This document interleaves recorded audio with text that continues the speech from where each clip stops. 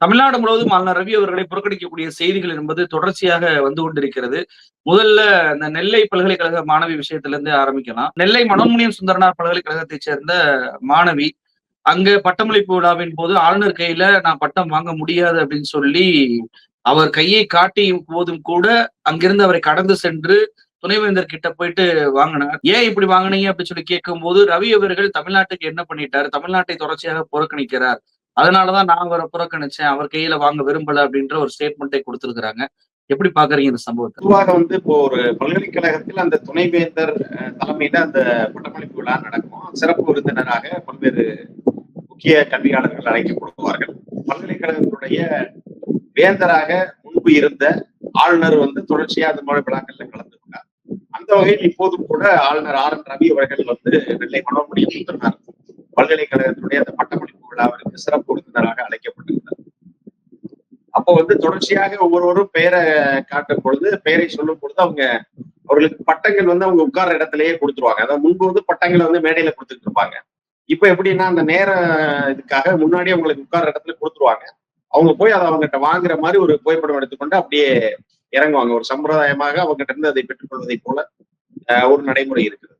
அப்போ அப்படி இருக்கும் பொழுது இவங்க நாகர்கோயிலை சேர்ந்த ஜீன் ஜோசப் என்கிற அவர் மாணவி, அவங்க ஆராய்ச்சி மாணவர், MBA மேலாண்மை துறையில் முனைவர் பட்டத்தை பெற்று அந்த ஆய்வு படிப்பை முடித்து அந்த முனைவர் பட்டத்தை பெறுகிற அந்த நிகழ்வு தான் இன்னைக்கு அந்த பட்டமளிப்பு விழாவில் நடந்தது. அவங்க என்ன பண்றாங்கன்னா, ஆளுநரை தாண்டி, அதாவது மேடையின் ஒரு புறம் ஏறி இன்னொரு புறம் வாங்கிட்டு இறங்குற மாதிரி, ஏதோ ஆளுநர் கிட்ட போகாம இல்ல, ஆளுநரை கடந்து போறாங்க. ஆளுநர்கிட்ட கடந்து போறாங்க. அவர் நம்ம காணொலியில பாக்குறோம். அவர் என்னன்னு புரியாம தயக்கிறார். ஏன்னா எல்லாரும் வரிசையா நம்மகிட்ட இது பண்றாங்களே, இவங்க நம்மளை கடந்து போறாங்களே அப்படின்னு சொல்லிட்டு பாத்துக்கிட்டே இருக்காரு அவரு. ஆனா அவரை கடந்து போய்விட்டு துணைவேந்தர் கையில இருந்து அந்த பட்டத்தை அவர்கள் பெறுகிறார். அப்போது துணைவேந்தர் சொல்லுவதும் நமக்கு அந்த விஷுவல்ல தெரியுது. அவர் துணைவேந்தர் என்ன சொன்னாருங்கிறது அவங்க பின்னால் பேட்டியிலையும் சொல்றாங்க. துணைவேந்தர் ஆளுநர்கிட்ட வாங்குங்க அப்படின்னு அவரும் சொல்றாரு. இல்ல முடியாது அப்படின்னு சொல்லி உங்க துணைவேந்தர்கிட்ட, உங்கள்கிட்ட தான் நான் வாங்குவேன் அப்படின்னு அவங்க சொல்லியிருக்காங்க. அப்போ புகைப்படம் எடுக்கும் பொழுது ஆளுநர் பாத்தீங்கன்னா தள்ளி நிக்கிறவர் மறுபடியும் அவரும் கிட்ட நிக்கிறார். அந்த புகைப்படத்துல அந்த பெண்மணிக்கு பின்னால் இருக்கிற மாதிரி அவரும் அந்த புகைப்படத்துக்குள்ள வர்றாரு.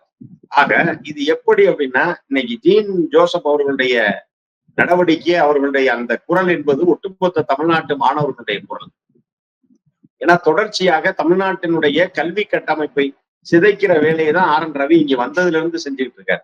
அதாவது தேசிய கல்விக் கொள்கையை எப்படியாவது இங்கே திணிப்பது, புதிய தமிழ்நாட்டில் இருக்கக்கூடிய பாடத்திட்டங்களை குறை கூறுவது, இது போன்ற வேலைகளை எல்லாம் அவர் தொடர்ச்சியா செய்யறாரு. மதுரையில் ஒரு கல்லூரிக்கு, புகழ்பெற்ற ஒரு பொறியியல் கல்லூரிக்கு அங்க ஜெய் ஸ்ரீராம்னு சொல்லி எல்லாரையும் சொல்ல சொன்னார். இப்படி தொடர்ச்சி அந்த மாணவர்கள் வெகுண்டெழுந்த அந்த மாணவர்களுடைய ஒருவராகத்தான் நாம் இங்கே பார்க்க முடியும். அதாவது ஒரு பானை சோற்றுக்கு ஒரு சோறு பதம் அப்படின்னு சொல்லுவதை போல இந்த ஜீன் ஜோசப் தமிழ்நாட்டு மாணவர்களுடைய அத்தனை பேருடைய குரலைத்தான் அவர் இன்றைக்கு எதிரொலித்திருக்கிறார். அப்போ முடிச்சுட்டு அவர் வரும்போது அவர் ஊடகங்கள் அவர்கிட்ட பேட்டி கேட்கும்போது அவர் அதையும் ஜீன் ஜோசப் பதிவு பண்றார். என்னை போல பலருக்கு இங்க உள்ளத்துல இப்படி செய்யணும்னு நினைச்சிருப்பாங்க. ஆனா அவங்க செய்வதற்கு அவங்களுக்கு கொஞ்சம் அந்த தைரியமோ இல்ல ஏதாவது சிக்கலாயிடுமோங்கிற ஒரு அச்சம் இருந்திருக்கும். ஆனா நான் அதை தாண்டி நான் இப்படி நடப்பது என்று முடிவு செய்துட்டேன். அதனால நான் இதை செஞ்சேன் அப்படிங்கிறத அவங்க தெளிவுபடுத்தியிருக்காங்க. ஆக இது ஜீன் ஜோசப் என்கிற ஒரு தனிப்பட்ட ஒரு மாணவியினுடைய செயல் மட்டுமல்ல, தமிழ்நாட்டு மாணவர்கள் அத்தனை பேருமே இதைத்தான் செய்கிறார்கள். ஏன்னா இது மிக தெளிவாக தமிழ்நாட்டு மாணவர்களுடைய கல்வியில் விளையாடிய RN ரவிக்கு மாணவர்கள் புகட்டி இருக்கிற ஒரு பாடமாகத்தான் இந்த நிகழ்வை நாம் பார்க்க வேண்டியது இருக்கு. ஒரு பக்கம் பாஜக தரப்பு என்ன சொல்றாங்க அப்படின்னா, ஆளுநர் ரவி ஒரு கண்ணியமிக்க ஒரு பதவியில இருந்து அவர் வந்திருக்கும் போது, இப்படிலாம் புறக்கணிப்பது மேடை நாகரிகத்துக்கு சரியான ஒரு விஷயம் கிடையாது அப்படின்ற மாதிரி ஒரு பக்கம் வைக்கிறாங்க. இன்னொரு பக்கம் என்ன சொல்றாங்க அப்படின்னா, அந்த மாணவி திமுக காரருடைய மனைவி. கன்னியாகுமரியில அவங்க திமுக பொறுப்பாளராகவே அவருடைய கணவர் இருக்கிறாரு. கட்சியில நல்ல பேர் வாங்குறதுக்காண்டி இந்த மாதிரி விஷயங்கள் எல்லாம் பண்ணிக்கிட்டு இருக்கிறாங்க அப்படின்னு சொல்லிட்டு அண்ணாமலை கூட ஒரு ஸ்டேட்மெண்ட்ட விட்டுருக்கிறாரு. அதாவது இதை நீங்க 2 விதமா பார்க்கணும். ஒண்ணு என்ன அப்படின்னா, இதுல மேடை நாகரீகம் அப்படிங்கிறது எந்த இடத்துலயும் தவறல. அந்த ஸ்டேஜோடைய அந்த டெக்கோரம், அதனுடைய டிக்னிட்டிக்கு ஏத்த மாதிரி தான் ஜீன் ஜோசப் அவர்களுடைய நடவடிக்கை இருந்தது. அவங்க வந்து இப்போ ஏதோ ஒரு குரல் எழுப்புறதோ, இல்ல அவர் ஆளுநரை கடந்து போகும்போது அவர் ஆளுநரை நோக்கி ஏதாவது முழங்கி இருக்க முடியும். நான் இந்த ஆளுநரை வாங்க மாட்டேன் என்பதை வெளியே வந்து அவர் ஊடகத்தின் வாயிலாகத்தான் தெரிவித்தாரே தவிர, அந்த மேடையில் அவர் எதுவுமே தெரிவிக்கல. அவர் அமைதியாக ஆளுநரை கடந்து சென்று துணைவேந்தரிடமிருந்து பட்டத்தை பெற்றுக் கொண்டார். இது எந்த இடத்துலயும் நம்ம வந்து இதை வந்து மேடை நாகரிகம் தவறி அவர் நடந்து கொண்டார்னு சொல்ல முடியாது. ஏன்னா அவங்க வந்து ஒரு கம்பெனியில சீனியர் மேனேஜர் போஸ்ட்ல இருக்காங்க. ஒரு மேனேஜ்மெண்ட்ல டாக்டரேட் பண்றாங்க அப்படின்னா, ஒரு மேலாண்மை துறை என்பது ஒருவர் எப்படி நடந்து கொள்ள வேண்டும் என்பதை வந்து மிக தெளிவா, ஏன்னா நானும் வந்து எம்எஸ் தகவல் தொழில்நுட்பம் மற்றும் மேலாண்மை படித்தவன் தான். அப்போ மேலாண்மையில் வந்து நமக்கு அந்த விஷயம் பர்சனாலிட்டி டெவலப்மெண்ட் எல்லாமே வந்து உங்களுக்கு அந்த பாடத்துல நமக்கு சொல்லிக் கொடுப்பாங்க. அப்போ அதற்கு ஏற்ற வகையில் தான் ஜீன் ஜோசப் அவர்கள் நடந்து கொண்டார். இப்போ அண்ணாமலையினுடைய கண்டனத்துக்கு வந்தோம் அப்படின்னா, திமுக வந்து கல்விக்கூடத்தில் வந்து அரசியல் ஆக்குது, திமுகவினருடைய மனைவி தான் வந்து இவங்க, அதனால இப்படி பண்ணியிருக்காங்க அப்படின்னா, இப்ப ஒரு ஒருவருடைய அந்த உள்ள கிடக்கையை அவர் சொல்லணும்னா அவர் திமுககாரரோட மனைவினா சொல்லக்கூடாதா? திமுக காரன் மனைவி வந்து சொல்ல வேண்டிய ஒரு விஷயத்தை கூட சொல்லாமல் தனக்குள்ளே வைத்துக் கொண்டிருக்க வேண்டுமா? ஏன்னா எல்லாருக்குமே கருத்து சுதந்திரம் என்பது இருக்கிறது. ஒரு முனைவர் பட்டம் பெற்றிருக்கிற ஒருவர் கண்டிப்பா அவர் கணவர் முழுமையா வந்து அவங்களை இப்படித்தான் நீ நடந்துக்கோ அப்படின்னு சொல்லி கணவர் தன்னுடைய விருப்பத்தை இங்கே திணித்திருக்க முடியாது. ஒரு முனைவர் பட்டம் பெற்றிருக்கிற ஒருவருக்கு தான் எப்படி நடந்து கொள்ள வேண்டும் என்பதை அவருக்கே தெரியும். அப்போ அவர் மனதில் இது பட்டிருக்கிறத அவர் செய்திருக்கிறார். இதுல வந்து அவங்க கணவரோ இல்ல அவங்க திமுக பின்புலமுடையவங்க அப்படிங்கிறதுக்கெல்லாம் நம்ம வரவே தேவையில்லை. ஆனா அண்ணாமலை அந்த ஒரு கருத்தை மட்டும் பார்க்கணும். திமுக கல்விக்கூடங்களை அரசியலாக்குகிறது அப்படின்னு சொல்றாரு இந்த நிகழ்வை வைத்து. அப்போ நீங்க என்ன பண்ணீங்க? இத்தனை நாளா என்ன பண்ணிட்டு இருக்கீங்க? இப்போ உதாரணத்துக்கு பள்ளிக்கூடம் போன மாணவர்களுக்கு மிட்டாயை கொடுத்து தேசிய கல்விக் கொள்கை அமல்படுத்தணும்னு கையெழுத்து வாங்கினாங்க. அப்போ கல்விக்கூடத்தை வந்து அரசியலாக்கியது யாரு? இப்ப இன்னைக்கும் பாத்தீங்க அப்படின்னா தேசிய அளவில் புகழ்பெற்ற அந்த ஐஐடிகளில் இன்னைக்கு ஐஐடியில போகணும்னா இன்னைக்கு எல்லாம் 6வது 7வதுல இருந்து பிள்ளைங்க வந்து ஜேஇ எக்ஸாம் ப்ரிப்பேர் பண்ணணும். அந்த ஐஐடி ஜேஇ ஜாயிண்ட் என்ட்ரன்ஸ் எக்ஸாமினேஷனுக்கு. ஆனா நீங்க எதுவுமே இல்லாம கொல்லைப்புறத்துல குருகுலத்துல படிச்சா போதும், அவங்க நேரடியா வந்து உள்ள வந்துடலாம் அப்படின்னு கொண்டு வரீங்களே, இதெல்லாம் யாரோட அரசு? ஆக உண்மையிலேயே கல்விக்கூடத்துக்குள்ளே அரசியல் செய்து கொள்கிறவர்கள் நீங்கள் தானே தவிர திமுக செய்யல. உங்களுடைய அந்த கல்வி கட்டமைப்பை சிதைக்கிற ரவியினுடைய முகமுடியை கிழிப்பதற்கு ரவிக்கு நம்மை இப்படி எதிர்ப்பதற்கு நம்ம மாணவர்கள் இருக்கிறார்கள் என்கிற ஒன்றை தெரியப்படுத்துவதற்காக ஒரு அடையாள எதிர்ப்பாகத்தான் இன்றைக்கு ஜீன் ஜோசப் அவர்களுடைய அந்த நடவடிக்கை அமைந்திருக்கிறதே தவிர இதுல எந்த இடத்துலயும் வந்து இவங்க வந்து மேடை நாகரிகத்துக்கு எதிராக போயிட்டாங்க, இல்ல வந்து திமுக வந்து பள்ளிக்கூடத்துக்குள்ள அரசியல் பண்ணுது அப்படின்னு சொல்லுகிற அந்த பாஜகவினருடைய குற்றச்சாட்டில் எல்லளவும் உண்மை இல்லை. ஒரு பக்கம் அந்த மாணவி அவர்கள் புறக்கணிப்பு சம்பவம் நடந்த அந்த செய்தியை பார்த்து கொண்டு இருக்கும் போதே இன்னொரு பக்கம் சுதந்திர தினம் வரப்போகிறது. அந்த சுதந்திர தினத்தன்று ஆளுநர் மாளிகையில டீ பார்ட்டி வைப்பாங்க. எல்லா கட்சிகளையுமே வந்து அதுல அழைக்கப்படுவாங்க. முதல் நாளாக விடுதலை சிறுத்தைகள் கட்சியுடைய தலைவர் தொல் திருமாவளவன் அவர்கள் அவர் வந்து ஆளுநர் டீ பார்ட்டியை புறக்கணிப்பதாக ஒரு அறிவிப்பை வெளியிட்டிருக்கிறார். இது மாதிரி எனக்கு வந்துச்சு, அந்த அழைப்பை நான் வழக்கம் போல புறக்கணிக்கிறேன் அப்படின்னு சொல்லி அவர் ஒரு புறக்கணிப்பு செய்தியை வெளியிட்டிருக்கிறார். இதை எப்படி பாக்குறீங்க? விடுதலை சிறுத்தைகள் மட்டுமல்ல, ஏறத்தாழ திராவிட முன்னேற்ற கழகத்தினுடைய கூட்டணி கட்சிகள் அனைத்து கட்சிகளுமே வந்து இந்த தேநீர் ஆளுநர் அளிக்கிற அந்த தேசிய விடுதலை நாள் விழாவின் ஒட்டி நடத்துகிற அந்த தேநீர் விருந்தை வந்து புறக்கணிப்பதற்காகத்தான் முடிவுகள் எட்டப்பட்டிருக்கிறது. இப்போ விசிக வந்து அதை உடனடியாக அறிவித்து விட்டது.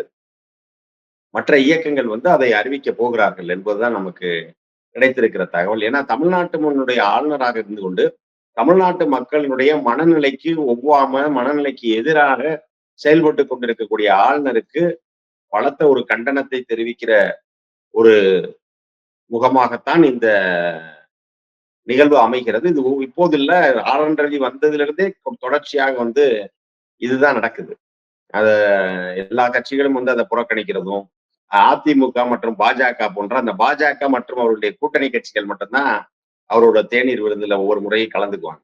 அவர் வந்து ஒரு சார்பை கொண்டவர் அப்படிங்கிறது வந்து இது போன்ற நிகழ்வுகளே அதை எடுத்துக்காட்டுவதாக அமைகிறது. தமிழ்நாட்டு மக்களுடைய பெரும்பான்மை வாக்குகளை பெற்றிருக்கிற, பெரும்பான்மை பேராதரவை பெற்றிருக்கக்கூடிய திராவிட முன்னேற்ற கழகம் மற்றும் அதன் கூட்டணி கட்சிகள் வந்து ஆளுநருடைய விருந்தை புறக்கணிப்பதாக தொடர்ச்சியாக ஒவ்வொரு ஆண்டும் அதை தான் செய்து கொண்டிருக்கிறார்கள். இதுதான் தமிழ்நாட்டு மக்களுடைய கருத்து. இப்ப இன்னைக்கு கூட ஒரு மாணவி வந்து பட்டம் பெறுகையில் அவரை புறக்கணித்து விட்டு துணைவேந்தர் இருந்து பட்டம் வாங்குறாங்கன்னா அப்போ ஆளுநரை புறக்கணிப்பது என்பது வந்து தமிழ்நாட்டில் இருக்கக்கூடிய 8 கோடி தமிழ் மக்கள், அதில் பெரும்பான்மை மக்களுடைய உள்ளத்தில் இருக்கக்கூடிய நினைப்பு அதுதான். இப்போ தமிழ்நாட்டுல பல்கலைக்கழகத்துடைய துணைவேந்தர்களை நியமிக்க ஒரு தடையாக இருப்பது எது அப்படின்னா, ஆளுநர் ரவி அவர்கள் கோடிட்டு காட்டுவது இந்த யுஜிசிய தான். இன்னைக்கு உச்சநீதிமன்றத்துல ஆளுநருக்கு எந்த அதிகாரம் இல்ல. பல்கலைக்கழகத்துடைய துணைவேந்தர்களை நியமிப்பதுல யுஜிசி விதிப்படி ஆளுநருக்கு அதிகாரம் இல்லை அப்படின்ற ஒரு தீர்ப்பு என்பது தற்போது வெளியாயிருக்கு. இது ரவி அவர்களுக்கும் பொருந்தும் தானே? இந்த தீர்ப்பை நீங்க எப்படி பார்க்குறீங்க? இன்றைய தினம் உச்சநீதிமன்றத்தில் வெளியாகி இருப்பது வந்து தீர்ப்பல்ல, ஒரு கருத்து. அதாவது உத்தரவுன்னு வச்சுக்கலாம். இந்த டெய்லி ஆர்டர் அப்படின்னு சொல்லுவாங்க. ஏன்னா நாளைய தினமும் அந்த வழக்கு தொடர்ச்சியா விசாரணைக்கு வருது. இப்ப இன்றைய வழக்கு என்ன அப்படின்னு பாத்தீங்கன்னா, கேரளாவில் ஒரு 2 பல்கலைக்கழகம், அதாவது அப்துல் கலாம் பல்கலைக்கழகம், டிஜிட்டல் பல்கலைக்கழகம் என்கிற 2 பல்கலைக்கழகங்களுக்கு துணைவேந்தரை நியமிக்கும். அப்போ கேரள அரசு வந்து ஒரு துணைவேந்தர் தேடுதல் குழு அப்படின்னு சொல்லி 3 பேர் போடுவாங்க. அந்த தேடுதல் குழு வந்து அதுல இருந்து செனட்டுடைய பிரதிநிதி ஒருத்தர் இருப்பார், சிண்டிகேட்டுடைய பிரதிநிதி ஒருத்தர் இருப்பாரு, அரசினுடைய பிரதிநிதி ஒருத்தர் இருப்பாங்க. அரசினுடைய பிரதிநிதி தான் அந்த குழுவினுடைய தலைவராக இருப்பார். இது போன்ற ஒரு தேடுதல் குழுவை கேரள அரசு அமைக்கும் பொழுது, அந்த ஆளுநர் வந்து அதை ஏற்றுக்கொள்ள மாட்டேன் என்று சொல்லி அவரா ஒரு குழு வந்து அமைக்கிறார். இது ஏற்கனவே தமிழ்நாட்டிலும் நடந்தது. ஆர்.என். ரவி இதே போல ஒண்ணு செஞ்சார். ஒரு 3 பல்கலைக்கழகங்களுக்கு தமிழ்நாடு அரசு வந்து குழுவை நியமிக்கும் போது, இவர் அதுல வந்து 4வதா ஒருத்தர நியமிச்சார். என்ன அப்படின்னா, தமிழ்நாடு அரசு சொன்ன 3 பேரோட சேர்த்து யுஜிசியினுடைய பிரதிநிதி அப்படின்னு ஒருத்தரை கொண்டு வந்து அவர் 4வது ஆளா நியமிச்சார். அப்போதே அது உச்சநீதிமன்றத்துக்கு போய் அவர் நியமித்த அந்த தேடுதல் குழு என்பது ரத்து செய்யப்பட்டது. அதேதான் இன்னைக்கு வந்து கேரளா தொடர்ந்து இருக்க அந்த 2 பல்கலைக்கழகங்களிலும் இதே போன்ற நிலை நீடித்த உடனே அவங்க வந்து என்ன பண்றாங்கன்னா, இப்ப எங்களுக்கு துணைவேந்தர நியமனம் வந்து தாமதமாகிட்டே போகுது. ஏன்னா நாங்க போடுற குழு வந்து ஆளுநர் ஏற்றுக்கொள்ள மாட்டேங்கிறாருங்கிறதுனால இப்படி சிக்கல்கள் இருக்கிறது என்று உச்சநீதிமன்றத்தில் அவர்கள் வழக்கு தொடுக்கிறார்கள். அந்த வழக்குல வந்து இன்றைக்கு ஒன்றிய அரசின் சார்பாக வாதிட்ட வெங்கட்ராமணி, அட்டர்னி ஜெனரல் வெங்கட்ராமணி அவர்கள் என்ன சொல்றாருன்னா, யுஜிசி விதிமுறைகளின்படி ஆளுநருக்கு தான் துணைவேந்தர் நியமனத்துல அதிகாரம் இருக்கிறது என்கிற ஒரு கருத்தை முன்வைக்கிறார். உடனடியாக இன்றைக்கு நீதியரசர்கள் என்ன சொல்றாங்க அப்படின்னா, அப்படி நாங்கள் பார்த்தவரை அப்படி எதுவுமே இல்ல. நீங்க வந்து யுஜிசி விதிமுறைகள்ல எந்த விதியில இருக்கு அதை காமிங்க அப்படின்னு சொல்லி அட்டர்னி ஜெனரல் வெங்கட்ராமணியை நோக்கி அப்படி ஒரு கேள்வியை வந்து அவர்கள் கேட்டிருக்கிறார்கள். அப்போ உடனடியாக வந்து அவரால் பதில் சொல்ல முடியல. அப்போ உடனடியாக அவங்க மீண்டும் வந்து நீதியரசர்கள் என்ன சொல்லியிருக்காங்கன்னா, யுஜிசியினுடைய விதிமுறைகளின்படி துணைவேந்தர் நியமனத்துல ஆளுநருக்கு எந்த பங்கும் கிடையாது, அவருக்கு எந்த அதிகாரமும் கிடையாது. அதனால வந்து உங்கள் இருவருக்கும் இடையே இப்படி ஒரு மன ஒற்றுமை இல்லாத ஒரு போக்கு நிலவி வருவதால் நாங்களே வந்து தேடுதல் குழுவை நியமிக்கிறோம் அப்படின்னு சொல்லிட்டு கேரள அரசினுடைய சார்பில் பெயர்களை பரிந்துரைக்குமாறு கேட்டிருக்கிறார். அந்த பரிந்துரை வந்து கேரள அரசு நாளைய தினம் வந்து உச்சநீதிமன்றத்தில் கொடுக்க வேண்டும் என்று சொல்லியிருக்கிறார்கள். உச்சநீதிமன்றத்தில் வந்து கேரள அரசு வந்து அந்த பரிந்துரையை கொடுத்தால் உச்சநீதிமன்றமே தேடுதல் குழுவை அமைக்கும். இப்ப எப்படி வந்து நம்ம ஆர்.என். ரவி வழக்குல அந்த மசோதாக்களுக்கெல்லாம் நேரடியாக உச்சநீதிமன்றமே ஒப்புதல் வழங்கியதோ, அதை போல இந்த வழக்கில் வந்து உச்சநீதிமன்றமே நேரடியாக தேடுதல் குழுவை நியமிக்க இருக்கிறது. அந்த குழுவில் இடம்பெறுபவருடைய பெயர்களை பரிந்துரைக்குமாறு கேரள அரசிடம்தான் கேட்டிருக்கிறதே தவிர கேரள ஆளுநர்கிட்ட கேட்கல. அப்போ இதன் மூலமாகவே நம்ம வழக்குடைய இறுதி தீர்ப்பை நம்மளால புரிந்து கொள்ள முடியும். ஏன்னா ஆளுநருக்கு எந்த அதிகாரமும் இல்லை என்பதை இன்றைய உத்தரவிலும் சொல்லி இருக்கிறார்கள். அதே போல வந்து அவர்கிட்ட வந்து பரிந்துரை கேட்கல, அரசிட்ட தான் கேட்குதுங்க போது அப்ப அரசு யாருடைய பெயரை சொல்லுகிறதோ அவர்களை வந்து உச்சநீதிமன்றமே நாளை துணைவேந்தர் தேடுதல் குழுவாக நியமிப்பதற்கான சாத்தியக்கூறுகள் வந்து இருக்கு. இப்ப இதே போன்ற வழக்கு தான் ஏற்கனவே இப்போ உச்சநீதிமன்றம் வந்து வேந்தர் கிடையாத ஆளுநர் என்று சொல்லப்பட்ட பிறகும் கூட துணைவேந்தர் நியமனத்துல வந்து ஆளுநருக்கு வந்து அதிகாரம் இருக்கிறது. அதனால வந்து தமிழ்நாடு அரசு போட்டிருக்கக்கூடிய இந்த குழு வந்து செல்லாது என்று அறிவிக்க வேண்டும் என்று அவசரமா சென்னை உயர்நீதிமன்றத்துல விடுமுறை கால அமர்வில் அவர்களுக்கு வேண்டிய ஒரு நீதியரசர் முன்பாக இந்த வழக்கை வர வச்சு அவர் வந்து தடை பிறப்பிச்சிருக்கார். இப்ப அதனால இதே நிலைதான் இன்னைக்கு தமிழ்நாட்டிலும் நீடிக்கிறது. சில பல்கலைக்கழகங்களுக்கு துணைவேந்தர் நியமனம் வந்து செய்ய முடியாம இப்ப இருக்கு.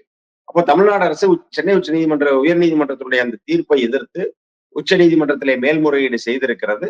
மேல்முறையீடு அது விசாரணைக்கு வந்து இப்போ வர இருக்கிறது. இந்த நிலையில கேரள வழக்கில வந்து உச்சநீதிமன்றம் அளிக்க இருக்கக்கூடிய இந்த தீர்ப்பு தமிழ்நாடு அரசு துணைவேந்தர் நியமனம் தொடர்பாக தொடுத்திருக்கிற அந்த மேல்முறையீட்டு வழக்கிற்கும் வந்து பொருந்தும். இப்ப சமீபத்துலதான் உச்சநீதிமன்றத்துல கூட தலைவர்களுடைய பெயரை வந்து திட்டங்களுக்கு வந்து பயன்படுத்துவது தப்பு இல்லை அப்படின்னு சொல்லி ஒரு தீர்ப்பு வந்து தலைமை நீதிபதி அமர்வு கொடுத்தாங்க. சி.வி. சண்முகம் அவர்களுக்கு கூட அதுல வந்து அபராதத்தை வச்சிருந்ததை பார்த்தோம்.